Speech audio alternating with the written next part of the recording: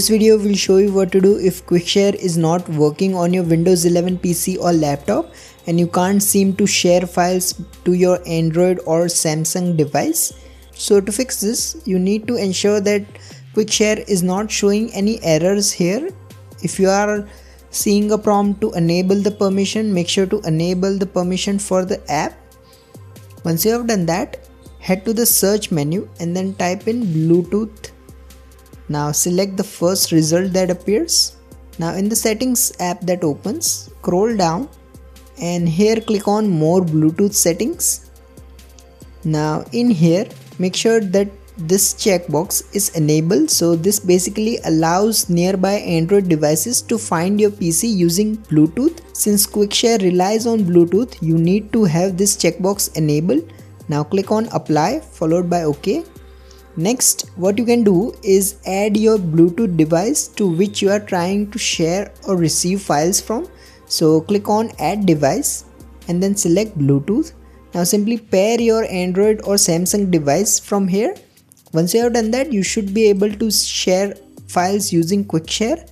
However, if this doesn't work, your next option is to open the file explorer, go to the C drive and then double click on program files. Now in here you will need to open the Google folder.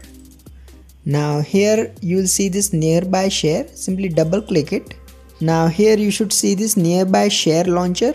However, before you select it, simply right click on the start icon and then select task manager from the list. Now in here search for quickshare. Once you find it, simply right click it and then select end task. Once this entry disappears, go back to the file explorer window, right click on the nearby share launcher entry and then select properties. Now here you will need to go to this compatibility tab. Now here tick the checkbox that says run this program as administrator and then hit apply followed by OK. Now double click this entry to open quickshare again. Once you have done this, quickshare will start running and you should be able to use it to share or receive files from an Android phone. However, if nothing else works, your last option is to right click on the start icon and then select device manager from the list.